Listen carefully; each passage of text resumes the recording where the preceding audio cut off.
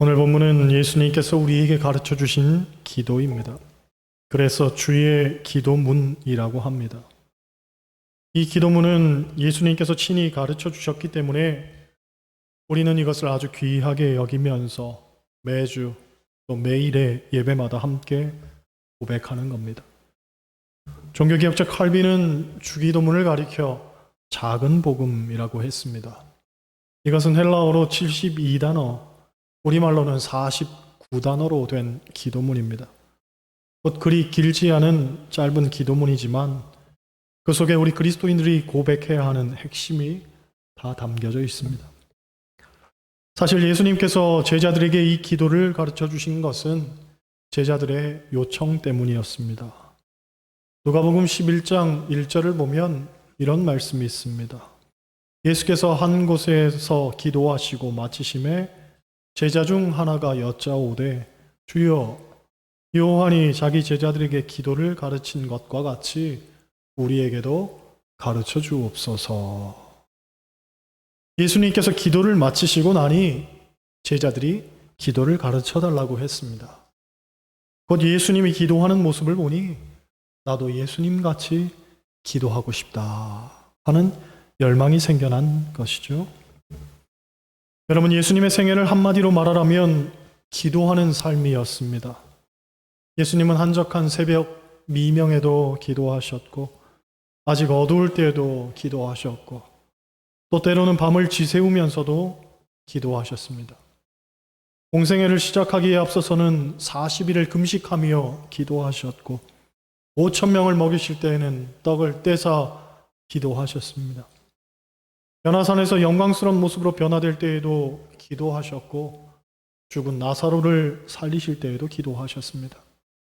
겟세마네 동산에서 십자가를 앞에 두셨을 때에도 기도하셨고 마지막 운명하실 때에도 내 영혼을 아버지께 부탁하나이다 하고 기도하셨습니다.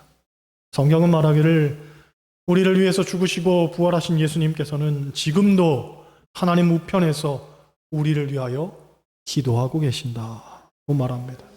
그렇습니다. 예수님은 항상 기도하는 분이셨습니다. 우리도 예수님의 제자라면 예수님처럼 기도하는 삶을 살아야 합니다. 데살로니가전서 5장을 보면 우리를 향한 하나님의 뜻 세 가지를 가르쳐 줍니다. 항상 기뻐하라, 쉬지 말고 기도하라, 범사에 감사하라. 여러분, 기도는 쉬지 말고 하는 겁니다. 예수님처럼 언제, 어느 때, 어떤 상황에서도 기도가 먼저 나와야 되는 겁니다.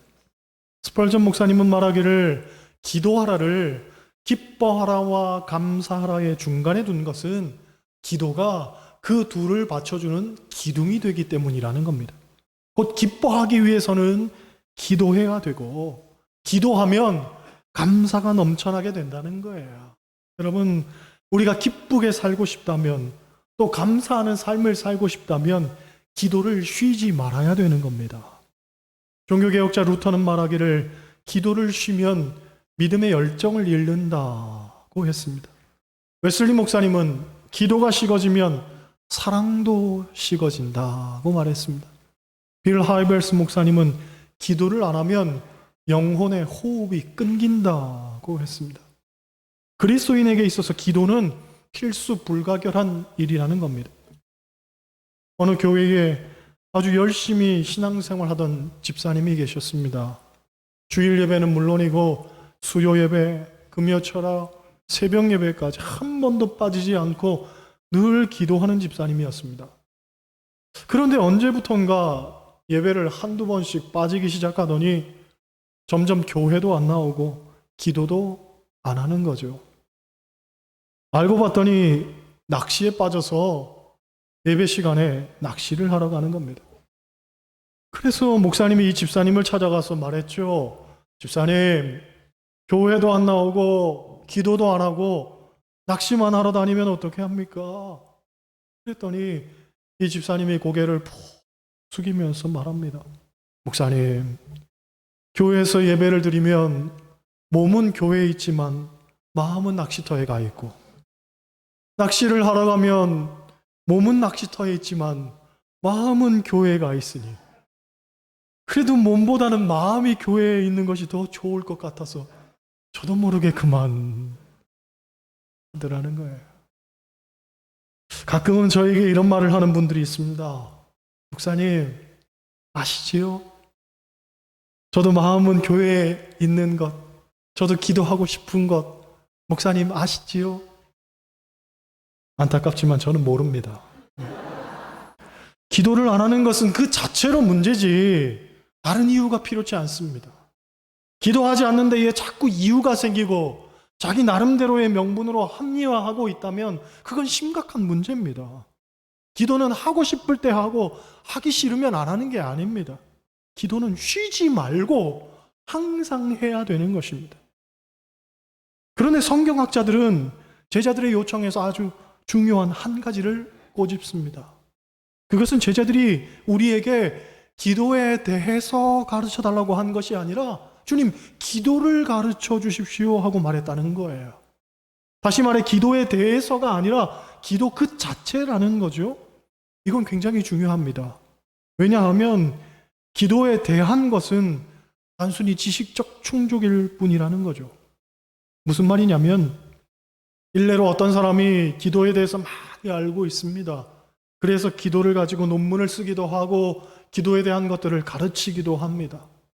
그러나 그 사람이 꼭 기도하는 사람은 아닐 수 있다는 거죠. 더 쉽게 말해서 어떤 권사님이 대중 기도를 하는데 워낙 학식이 있고 배움의 수준이 높다 보니 높은 수준의 어휘를 구사해서 아주 출중하게 기도를 합니다. 그분은 평소 말도 잘해서 기도하는 데 유려하고 막힘없이 남다른 문장력을 과시합니다. 하지만 이분은 새벽 예배도 안 하고 금요철에도 안 하고 평소 교회에서 기도하는 모습을 볼 수가 없습니다. 그분의 삶도 마찬가지죠. 교인들과 친밀하지 못하고 담을 쌓고 지내고 성격도 괴팍하고 말 한마디도 비수처럼 사람을 찌르는 데 익숙하지 전혀 기도하는 사람의 말솜씨가 아닙니다. 그렇다면 이 권사님이 대중 기도를 기가 막히게 잘한다고 해서 과연 그분이 기도하는 사람이라고 할 수 있겠습니까? 이 물음에 우리는 가차없이 아니올시다 하고 대답할 수밖에 없는 겁니다. 그러니까 제자들이 요구했던 것은 기도의 신학이나 기도의 이념이 아니라 기도 그 자체, 즉 기도문으로서의 내용이 아니라 기도의 영적 목마름과 열정이었다는 거죠. 마찬가지로 예수님께서 제자들에게 가르쳐 주신 것도 어떤 형식을 갖춘 기도문으로서의 내용이 아니라 우리의 삶에 있어서 하나님과의 관계를 어떻게 맺을까에 대한 영적 체험과 필요성이었다는 겁니다. 다시 말해서 주기도문은 기도문을 암송하는 게 중요한 게 아니라 그 속에 담긴 기도의 정신과 기도의 태도를 우리가 깨닫고 이해해야 된다는 거죠. 종교개혁자 마틴 루터는 이런 말을 합니다. 주기도문은 역사상 최대의 순교자이다. 곧 많은 사람들이 주기도문을 암송하기는 하지만 그 기도의 의미를 이해하지 못하고 나의 삶의 진정한 고백으로 삼지를 못하기 때문에 주기도문을 고백할 때마다 주기도문이 순교를 당하는 꼴이라는 거죠. 얼마나 안타까운 일입니까? 9절, 10절 보세요. 9절, 10절 같이 읽습니다. 그러므로 너희는 이렇게 기도하라. 하늘에 계신 우리 아버지여, 이름이 거룩히 여김을 받으시오며 나라가 임하시오며 뜻이 하늘에서 이루어진 것 같이 땅에서도 이루어지이다. 할렐루야. 우리가 지금 읽은 말씀에는 하나님의 이름, 하나님의 나라, 하나님의 뜻이 나옵니다. 곧 기도문의 초점과 핵심은 하나님이라는 거죠. 주님이 가르쳐 주신 이 기도문의 핵심, 하나님. 그래서 우리가 주기도문을 할 때마다 우리의 머릿속에는 하나님이 그려져야 되고 우리의 생각 속에는 하나님의 뜻이 맞춰져야 됩니다. 일반적으로 세상의 모든 사람들은 다 자기 나름대로의 기도를 합니다. 그것이 미신의 형태든 다른 종교의 형태이든 혹은 자기 암시나 신념으로부터 비롯된 것이든 그 나름대로의 기도를 합니다. 존스라는 학자는 사람은 왜 기도하는가? 라는 질문에 그것은 마치 뻐꾸기가 왜 밤에만 우는가? 혹은 독수리는 왜 끝없이 창공을 치솟아 오르는가? 하는 질문과 다를 바가 없다고 말했습니다. 여러분, 뻐꾸기가 밤에만 우는 것은 뻐꾸기는 밤에만 울도록 지음을 받았기 때문입니다. 또 독수리가 창공을 끝없이 치솟아 오르는 것은 독수리의 날개가 그렇게 만들어졌기 때문입니다. 우리는 그것을 가리켜 본능이라고 하는데, 사람에게는 기도하고 싶은 본능이 있는 거죠. 전도서 3장 11절을 보면 하나님이 모든 것을 지으시되 사람에게는 영원을 사모하는 마음을 주셨느니라고 했어요. 근본적으로 사람에게는 믿는 자나 믿지 않는 자나 가릴 것 없이 다 영원을 사모하는 마음을 주셔서 그 나름대로의 방법으로 기도하는 것이 사람의 본능인 거죠. 다만 문제는 누구에게 어떻게 기도할 것인가 하는 겁니다. 미신을 믿는 사람들은 자기의 소원을 성취하기 위해서 자기의 신에게 기도를 합니다. 그런데 그 기도의 내용은 대부분 자기의 욕망만을 채우는 기도를 하죠. 미신을 믿는 사람들은 신의 마음을 움직여서 자신의 욕망을 채우는 것이 목적입니다. 그러므로 그들의 기도는 결국 나를 위한 데 있습니다. 하지만 그리스도인의 기도는 아니죠. 자신의 목적을 얻어내려고 하나님을 변화시키는 것이 아니라 하나님의 뜻에 따라 내가 먼저 변화되는 것을 전제합니다. 자신의 변화 없이 자기의 욕망만을 얻고자 한다면 그것은 푸닥거리와 다를 바가 없는 겁니다. 근래에 박노해 씨의 감사한 죄라는 제목의 시를 접하게 되었습니다.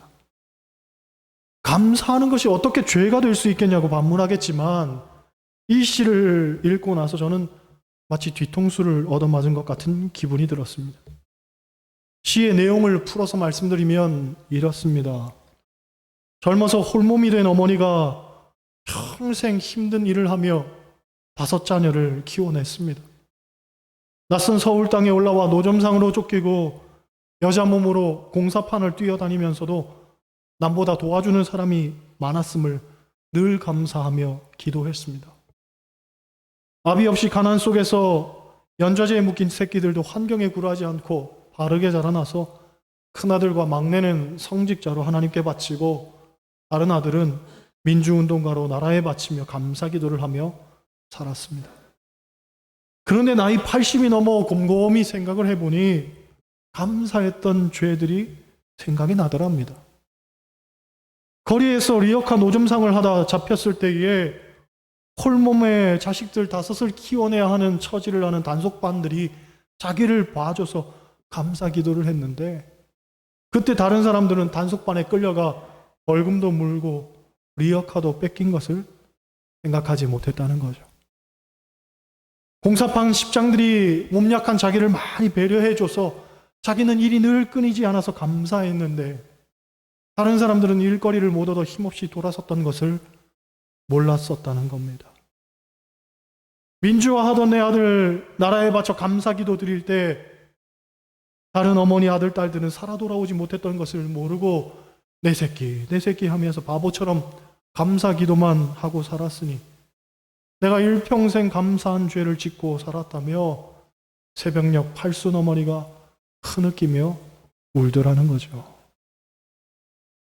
언젠가 제가 아는 분이 당신이 힘들고 괴로울 때는 병원 응급실에 가본다는 이야기를 들었습니다. 거기서 고통받는 사람들을 보면서 당신이 얼마나 행복한 사람인지를 새삼 느끼고 다시 생의 의욕을 느낀다는 말에 그때는 그럴 수도 있겠구나 하면서 나름 감탄했는데 지금 와서 생각을 해보니 생사를 오가는 사람들이 사투를 벌이는 현장 속에서 나는 저러지 않았음을 감사한다는 것이 얼마나 이기적이고 편협한 일인가를 느끼면서 우리가 드리는 감사의 부질없음을 다시 한번 생각해 보게 되었습니다. 여러분, 그리스도인의 감사는 그런 비루하고 초라한 이유에서부터 찾아지는 것 아닙니다. 남의 슬픔과 고통에 비교하면서 나의 행복을 찾는 것이 우리의 기도가 되어서는 안 됩니다. 우리의 기도는 더욱 본질적이고 근원적인 것이 되어야 됩니다. 하나님이 나를 사랑하신다는 것, 나를 사랑하시기 때문에 나를 위해 십자가 지셨다는 것, 그분이 십자가 지셨기에 내가 모든 죄로부터 용서받고 구원받았다는 것, 우리가 구원받았기에 하루하루를 저 천국을 바라보며 행복하게 살 수 있다는 거. 이 본질적인 감사가 우리에게 있어야 되는 겁니다. 그래야 우리의 기도가 오직 하나님께만 초점이 맞춰질 수 있는 것이죠. 환경이나 상황에서부터 찾는 기도는 그 기도가 한숨이요 절망이요 괴로움일 수 있습니다. 또 나의 감사가 혹 누군가에게는 눈물과 상처일 수도 있습니다. 비견한 예지만 내 아들 합격했다고 감사 기도할 때에 누군가의 아들은 떨어져서 괴로워할 수 있습니다. 물론 감사하지 말라는 말은 아닙니다. 합격해도 감사하지만 떨어져도 그 속에서 하나님의 뜻을 발견할 수 있는 태도가 중요하다는 거죠. 그렇습니다. 신앙생활의 초점은 내 생각을 하나님의 생각에 맞추는 겁니다. 기도도 마찬가지죠. 내 생각을 부인하고 하나님의 생각을 받아들이는 것이 기도입니다. 우리의 기도가 우리의 생각에 하나님의 뜻과 하나님의 생각과 자꾸 간극이 생기면 안 됩니다. 멀어지면 안 됩니다. 전혀 다른 초점과 방향으로 비뚤어지면 안 됩니다. 이런 얘기가 있죠. 어느 목사님이 월요일 아침에 한 집사님을 만났는데 몹시 피곤한 모습이었습니다. 그래서 목사님이 물었습니다. 집사님, 어디 편찮으세요? 피곤해 보이십니다. 그랬더니 집사님 말씀하시기를, 목사님, 어제 낮에 목사님 설교 때문에 어젯밤 한숨도 못 잤습니다. 하더라는 거예요. 목사님이 속으로 생각하기를, 어제 내 설교가 이 집사님의 마음을 찔러서 집사님이 설교 때문에 잠을 못 잤구나 생각하고는 내심 기분이 좋아서 집사님에게 말했습니다. 집사님, 너무 심각하게 생각하지 마세요. 그럴수록 기도해야 됩니다. 그랬더니 집사님 하는 말이, 목사님, 그게 아니고요. 어제 목사님 설교하실 때 얼마나 잠을 달게 잤는지 그만 밤잠을 설치고 말았습니다. 하더라는 우스갯소리지만 그런 거죠. 초점이 다르니 같은 상황을 두고 딴소리 하는 겁니다. 여러분, 기도는 단순히 내 소원에 대한 성취가 아닙니다. 기도는 내 뜻을 하늘에서 이루는 것이 아니라 하나님의 뜻을 땅에서 이루는 겁니다. 중요한 건 하나님의 뜻이죠. 그러므로 우리는 기도할 때에 하나님의 뜻이 무엇인지 알게 해달라고 기도해야 됩니다. 골로새서 1장 9절을 보면 사도 바울이 이런 말을 합니다. 이로써 우리도 듣던 날부터 너희를 위하여 기도하기를 그치지 아니하고 구하노니 너희로 하여금 모든 신령한 지혜와 총명에 하나님의 뜻을 아는 것으로 채우게 하시고. 할렐루야. 그 사도 바울은 골로새 교인들이 하나님의 뜻을 알도록 기도했다는 거예요. 바라기는 여러분도 기도하면서 하나님의 뜻을 발견할 수 있기를 소원합니다. 어떤 문제나 상황을 놓고 기도하기 전에 먼저 하나님의 뜻은 어디 있을까요? 하나님은 어떤 계획을 갖고 계시나요? 하나님은 저에게 무엇을 원하시나요? 그런 기도를 먼저 할 수 있는 여러분 되시기를 소원합니다. 하나님, 나는 이렇고 저렇고 이걸 원해요, 저걸 원해요가 아니라 하나님의 뜻은 무엇일까요? 제가 그것을 먼저 가늠할 수 있게 해주세요. 제가 그것을 깨달을 수 있게 해주세요. 그리고 하나님의 뜻에 제가 따를 수 있게 해주세요. 이런 기도를 해야 될 것 아니겠습니까? 요컨대 기도는 내 주장을 관철시키는 일이 아니라 하나님의 뜻을 묻고 하나님과의 관계에 집중하는 일입니다. 물론 그의 나라와 그의 의를 구하면 이 모든 것을 너희에게 주시는 하나님의 은총 또한 기도의 역사이기도 합니다. 그러나 모든 것을 도와하시는 그것이 초점이 되고 목적이 되어서는 안 된다는 말이죠.